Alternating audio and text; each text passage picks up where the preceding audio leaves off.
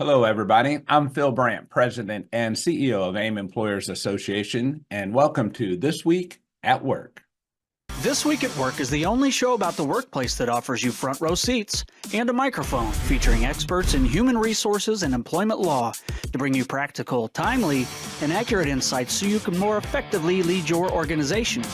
It's Thursday, March 14th, episode 270. Today, according to a recent article released by MIT's Sloan Management Review, toxic culture was the single best predictor of attrition during the first 6 months of the Great Resignation.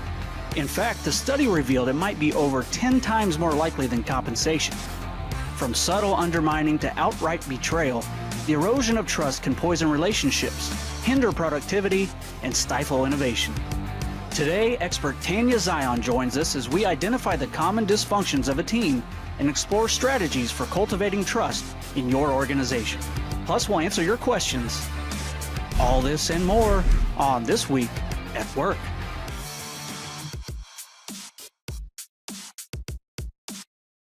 All right, welcome back, everyone. We're happy to be here with you, and Bert Garland is back in the house today. Whoop, whoop. Happy to have you, Bert. Welcome back. How was California? We know you love it out there in your second city, LA.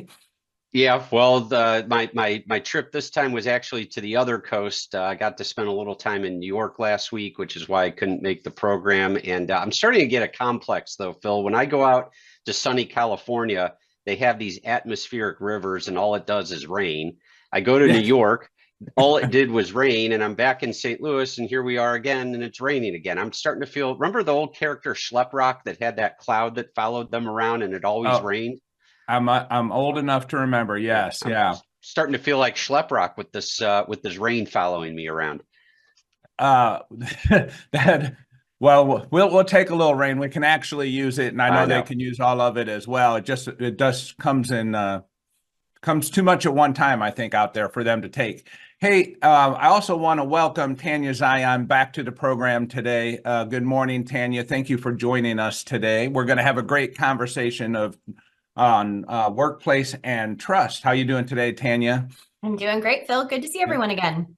Yep, happy to have you. We're going to have Mikey Mack on the program. It was time for his compensation update, and Tanya was gracious enough to step in for Mikey. Mikey had an unexpected death in the family, so all of our thoughts and prayers go out to you, Michael. I know that he actually, I believe, had to go to California, Bert, for a funeral, and we understand that, and we'll have him back on the program real soon. But today we're going to talk about trust. You know, Bert, and there's a big word, trust, for just a few letters. And I have a little brain twister for you that I created this morning on the way to the office. So all right. You like to throw these at me and you throw some, complicated words. I'm going to stay with a real easy word. And what is distrust? Distrust. I would say distrust is when you don't trust somebody. How about that, Phil? That is on the surface what I think it is, but in itself, is it not just trust? If yes, you distrust me, don't you actually trust me? Well, it's a form of trust. It is a form of trust. There we go. That's my brain. It's the lack of trust. Today. Well, I don't know if it's even the lack of trust. It's trust that you're not going to do something. Okay. Right. So I trust that you will not do something. And we'll say, well, that's distrust or lack of trust, or I don't trust. But the reality is you do trust them not to do what you would otherwise want them to do. This is my brain teaser for today. I know you like to throw those at me once in a while, Bert, and you stay more on that legal side. So I wanted to get more on the philosophical side with us this morning, get our brains going. Well done. Well done. Yep. All right, so let's get to the program. Let me kick things off here. We want to just cover a few things. We do have our Wayfinder Summit coming up tomorrow. We're almost at 150 people now, Bert. For that, it's going to be a great day. There is still time to register. It is only live and in person. It is not going to be simulcast. It is at the factory in Chesterfield Valley in St. Louis County here. So we'll look forward to seeing you there. It's going to be a nice lunch and some great music and a fun atmosphere. And we're going to learn something. You can trust that and take it to the bank. We also have our Illinois first annual compensation strategy for compliance coming up, and Mikey Mack will be leading that for us. And there's still time to enroll in that. That's on March 26th. That is in Peoria, Illinois. It's also a live in-person event only. And we are so excited to announce once again, this is every year but one, Bert, we've been able to sell out the leadership conference, which is really a flagship event for us here at AIM. And I just want to highlight this year we had 36 corporate tables out of, roughly 50 tables sold. And the reason why I highlight that is that's 36 teams of people coming to learn about leadership. And it's great when one person comes or two people from a company comes, but when you can emerge 10 people from one business at an event like this and take that feedback and learning back to the office, you're going to get more out of that event than you would if just one or two people were attending. And so for us here, we're really excited by the ability to impact so many in that. Amazing. All right. I want to kick off our poll questions with a kind of a statement about trust, right? Trust in the workplace is the foundation of a team. It's all about believing that your coworkers, managers, employees have each other's backs. They will do what they say they're going to do, and they will act in the best interest of the team. It's not just about believing that folks will complete tasks on time. It's also about feeling safe to share ideas, take risk, and admit mistakes without the fear of backlash. When trust is high, communication improves, collaboration is easier, and the workplace vibe is just generally more positive. It's the foundation of building a strong, cohesive, and innovative team. And Tanya is going to talk about that, but I wanted to kind of set that stage before I introduce these poll questions to give you something a little bit to think about. So our first poll question today is, what of the following do you believe is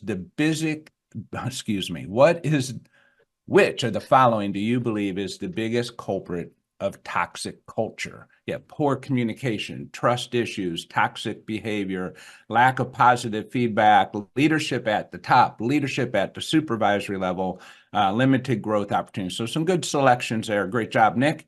The second question is, what do you think is the biggest positive impact trust can have on a workplace? And there's several selections for that. And then our favorite, the word cloud. What one thing in one word can foster trust at your workplace? So give us your feedback, join us in the chat, tell us what you do to help build trust at your workplace, and we will engage with Tanya here in just a second and learn from her expertise. Bert, are you ready for Lawyer on the Clock? I am ready, Phil. Okay, Nikki, pull that lever. All right, it's time to look into what's trending in employment law. Lawyer, you're on the clock. All right, so we are on March 14th, 2024 today, and that means, as we've talked about on the program several times, March 11th, earlier this week, the new National Labor Relations Board rule was set to take effect regarding joint employer status. We've talked about this on the program, and so that was supposed to go into effect Monday of this week. On March 8th, last week, a judge from the U.S. District Court for the Eastern District of Texas blocked the NLRB's expanded joint employer rule that would have made it more likely for employers to be deemed joint employers. The NLRB's 2023 rule that they promulgated late last year would have expanded the joint employer rule and created a risk that entities could be deemed joint employers over workers of a separate company. And it tried to simplify the joint employer exercises or retains the right to exercise direct or indirect control over a large range of businesses. The rule did not contain, very importantly, it did not contain carve-outs or exceptions for certain industries or make clear how it would impact common business relationships, particularly regarding the construction industry, franchisors, staffing agencies, and healthcare companies. And so the judge last week in Texas struck down this rule. Not to be totally dissuaded, the NLRB is reportedly exploring its options on whether to appeal.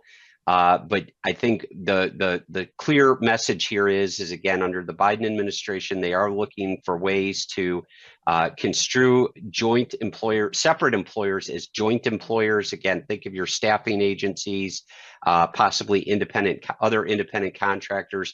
The administration's looking for ways to construe these folks as joint employers. And so that could impact things from unionization and minimum wage and those types of things. So be on the lookout for developments. Does this mean us who are working outside of the state of Texas need to do anything different than what we're planning to do? Yes. So this one's a little different. We talked a couple weeks ago about the Pregnant Workers Fairness Act and what a judge in Texas did and said that law did not apply to Texas employers. But that judge stopped short of saying it didn't apply nationwide. This one's a little bit different because this judge said that the NLRB's new rule is ineffective. And so again, with respect to this new rule nationwide, this did not go into effect this week. Okay. All right. So we're on a pause at the moment. We are on a pause, but not to be outdone, also this week, shifting gears from the National Labor Relations Board to the Department of Labor. Also this week, this one is not stopped. This one did go into effect this week, is the DOL, we've talked about numerous times on the program, issued a new rule on independent contractors. So this is a little bit different than joint employer, but very related. So the Department of Labor's new independent contractor rule did go into effect this week.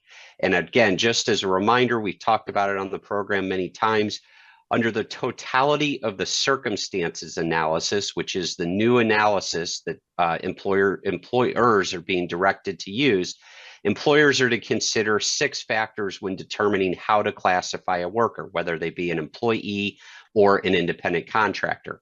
The 6 factors, I'll cover them really quickly: the degree to which the employer controls how the work is done, the worker's opportunity for profit or loss, the amount of skill and initiative required for the work, the degree of permanence of the working relationship, the worker's investment in equipment or material required for the task, and the extent to which the service rendered is an integral part of the employer's business.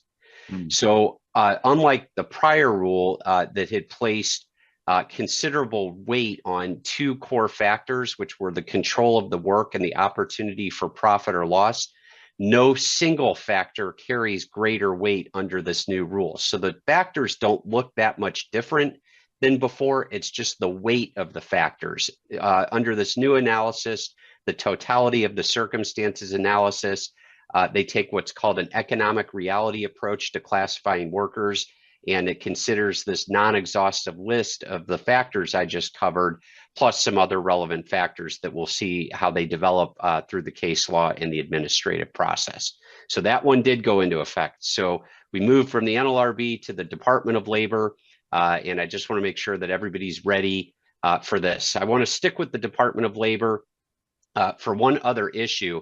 The Department of Labor also has finally issued its new rule. It's published its rule I'm sorry, it didn't publish it. The Department of Labor recently submitted its proposed final rule through the administrative pipeline on overtime.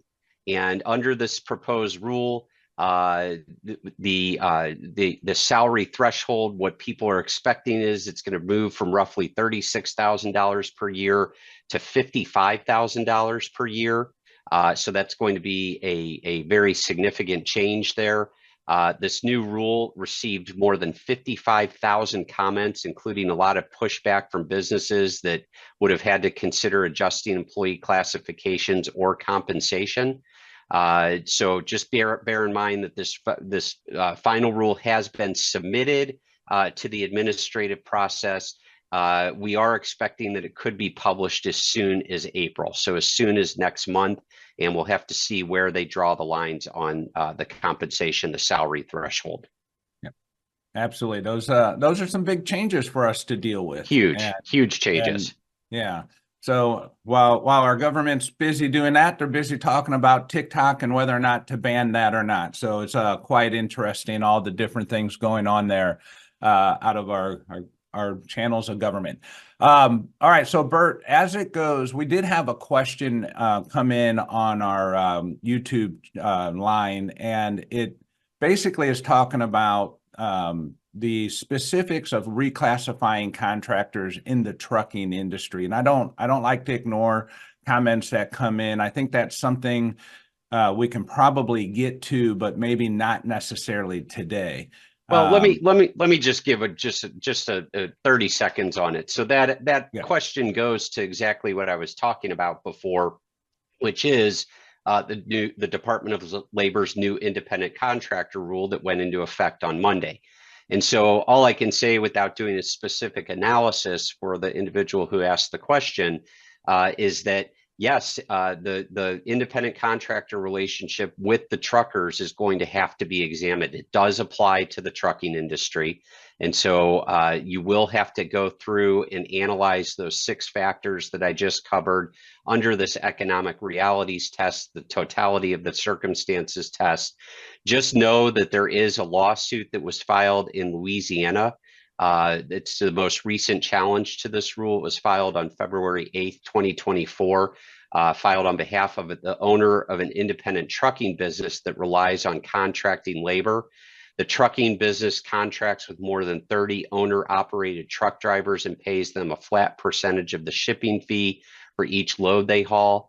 The trucking business in that case argues that the new rule threatens to upend its business operations, increase costs, and potentially drive many of the truckers out of business or into different lines of business.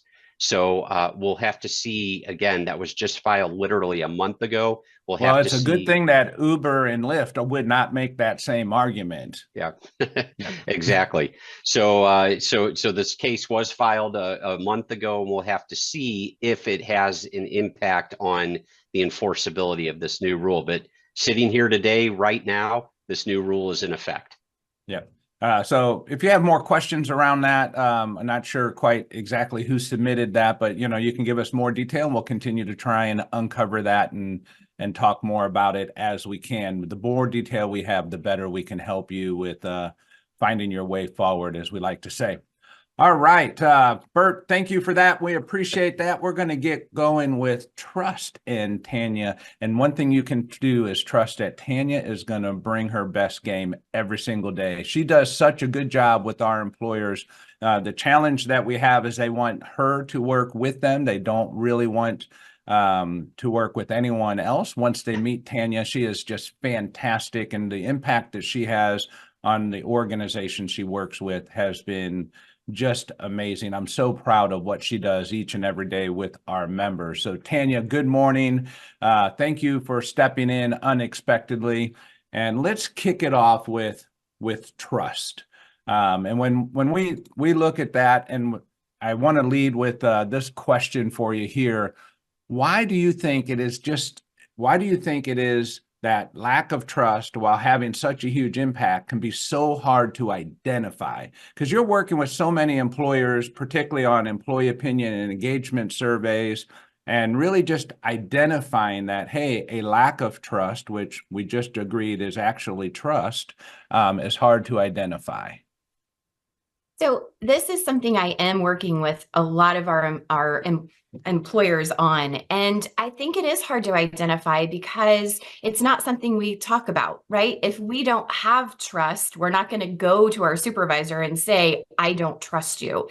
It's going to come out in different behaviors. And I'm kind of watching the polls come in. And I think the people listening kind of get it, right? Like if we don't have open communication, if we don't have this safety in the workplace, then we're not going to have trust. And that shows up as different behaviors in the way that we work. And this isn't like one area of the organization. I'm working with a lot of leadership teams that are struggling with this, and there's lots of reasons for it. One is just that we went through a lot of change in the last few years, and typical onboarding practices that we used to have, getting to know one another. We've just changed the way that we approach work. And so the intentionality we have to bring increases to bring awareness to, do we really have trust among our teams and within our organization? When you're working with an organization, how does a an environment that doesn't have high trust start to present itself to you? What are the signs that you see when you're working with them that say, this might be that we have a trust issue? Well, I think there's a lot of leading indicators. Retention can be one of those things if you're constantly turning people over. I think engagement, and what I often hear is, I don't know what's wrong. I just know we need help. That is the lead-in conversation. Can you come in and help us evaluate what's going on? And of course, I am the survey person. I love surveys. And the way this starts to come out on this survey is we ask a question: do you think executive leadership will do anything with this survey? Well, I look at that question, because if Well, employees say, that's a blinking trust right now, isn't it? exactly, right. And what I think is so important is, I feel like employees are saying, I'm being a little bit vulnerable filling out this survey. And it feels uncomfortable because I don't even know if anybody is going to pay attention. And that to me is always what I want to go in and fix. Phil, when I think even what's below trust, I think about expectations. And so often you've heard me say on the show, we have to get clear on expectations. And I heard a formula once, and I use this a lot in when I'm coaching leaders, and that is, disappointment is expectation divided by reality. And I've kind of edited that to say that it's expectation divided by perceived reality. And so often I think in our organizations, we make promises through the recruiting department, or we give a bonus one year, and for lots of reasons, we can't give the bonus the next year, but we don't go back and reestablish those expectations. We don't invest the time to recalibrate those expectations. And sometimes that's what I see leads to a lack of trust. Yeah, yeah, absolutely. I'm just checking. Nick, am I still with you guys here? Because everything here flashed. Yep. Okay, perfect. Yeah, we got It's just your brilliance, Phil. It was your brilliance a flashing. flash of brilliance. All right. Hey, I'll take a flash. Sometimes that's all I might have. I look like a flash today. I don't know why I'm so highlighted, but look at that. It was me. I flashed. Tanya, when a lot of times when we're dealing with teams, and I know you work a lot with manufacturers, and manufacturing environments, have a persona about them, a stigma about them. It's going to be a rough, gruff environment. That's not always the case, but sometimes, I hear leaders when they're talking, like, there's a lot of frustration around the word trust. There's, being vulnerable in the workplace, and leaders, I'm hearing them say, I just want people to come to work and do their job. That's not necessarily in conflict with each other, but in today's workforce, vulnerability, trust, we're working to create engagement. We all have concerns of retention. I mean, these aren't things that we did not have any of these conversations 30 years ago when I started, and I was in manufacturing. If I went and said, hey, people, they want to feel vulnerable at work today. I mean, what is that all about, from your experience in working with leaders?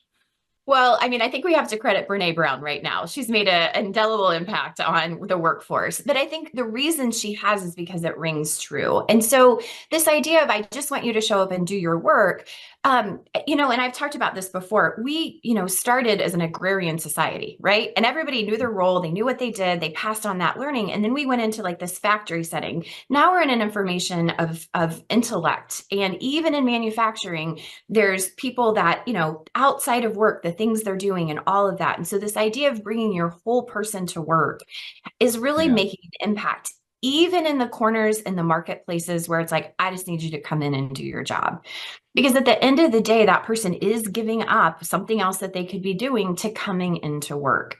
And so when we think about why teams don't function, and especially in manufacturing, this may not be corporate wide, this might be your team, right? Are my supplies set up right? Are my tools here where I need them? Because I'm going to get graded on my production level. Do I have what I need when I walk in the door? And Yeah. what we see in teams is if those baseline things just aren't taken care of, then we don't have trust. And the table group talks about this, and they say, the absence of trust is the biggest dysfunction of teams. And if you want to be able to fix that, that's where you have to start. It's the foundation. And unfortunately, the only way we're going to get to trust is through vulnerability. And that might look different in manufacturing culture, but it still is equally as important. Absolutely. And I know one of the models that you do like to use is Lencioni's 5 dysfunctions of a team. And I think the absence of trust, as you say, that is, one of the top 5. When you're working with an organization, what are some of the things they do to start improving trust? Like, Well, where do you find that they start sometimes? yeah, I think it's not formulaic. I think you have to understand what the barriers are to trust, and that takes real conversations. When I'm going and working with groups, I meet individually with the leaders. I create an environment of trust with them so that they can be vulnerable with me and share that. And then once we really understand what's happening, and it's different for every single organization, but if I have to pick a theme, it's misalignment with expectations. Is that our values, right? I Going joined the back to your company. formula, right? Right. Yeah. I try to go back to that, but it's the values, right? Did I come in with an expectation that we were an innovative company, that we were going to do these things in the marketplace, and now we're not doing them? Well, then I have skills that I want to bring into the workplace and they're not being, utilized. That could be trust. Maybe there was a promotion promised along the way and we had to draw that back for some reason. And I didn't get a clear expectation. And then the other thing I see is we're just hurting, I think, as a people. I don't think we're trusting inside our workplaces, outside our workplaces. I don't think there's anywhere we can go in society and be like, we have great trust here. And what I'm seeing that's showing up in the workplace is people don't take things at face value often, and especially in a toxic workplace. So much energy is spent going, well, he said XYZ, but are we sure he doesn't mean ABC? And why did he include this person in the conversation? Or why did this happen? And I'm seeing this a lot, especially at the leadership Yeah. across all realms of organizations. And I think that's, as leaders, we need to be investing time getting to know our teams. If you're a supervisor, talk to your teams. If you're on that manufacturing floor, hey, how are things going? Do you have what you need? And having those conversations and really allowing safe communication is the only way you're going to build trust. Yeah. And I think it's really having that conversation in a way that the receiver is needing the conversation. And that's the skill Yes. enhancement opportunities for those of us who are responsible for creating and enhancing trust in the workplace. Hey, can we, Nick, can we pull up some of the survey results? I'd love to get Tanya's take on those, and Bert can jump in as well, because I am sure he's never finding himself in any legal discussions due to a lack of trust. That's for sure. Yeah, just yesterday. Yeah. All right. So Tanya, we can see here poor communications. We kind of reference this. It's leading the way, and trust issues might be an outcome of poor communications in and of itself. But I mean, those first 3 are really, those are high scores when we start to get into that level. Toxic behavior, trust issues, poor communications. We see communications, even in our best organizations, still sometimes as very low scores. It's something that's really difficult to get right. You got any other takes on this you would add to it? Well, I think if you looked at those top 3, what it all requires is leaning into difficult conversations. And I don't know if you're in parentship or partnership or relationship, but it's not easy to lean into difficult conversations. And so often what we find when we dig deeper in communication at work, we're avoiding the conversations that are tricky. And that's where employees are telling us we have poor communication. And so I think everyone, unless you never have an argument at home and you've got this communication nailed down, I think we all have room for growth to learn how do we acquire those skills to communicate even through times of conflict. Yeah, and I think that's supported by the graph here that Nick is showing. Effective communications is probably the thing we can do. And I know having difficult conversations, assertive communications, these are some of our top programs that people attend at AIM, whether they're live online or they're in person.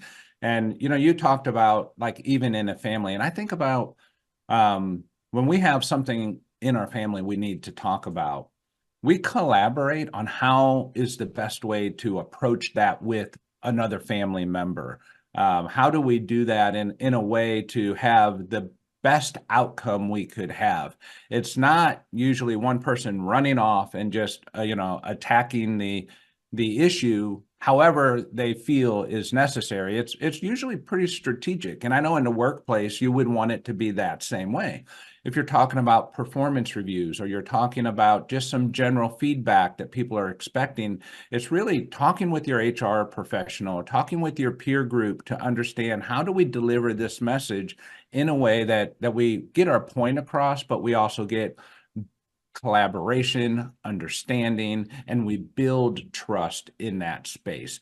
And too often I've seen in every workplace I've been a part of, including the one here at AIM from time to time, where someone just has an emotion and then they go and react. And it never gives us the outcome that we're really looking for.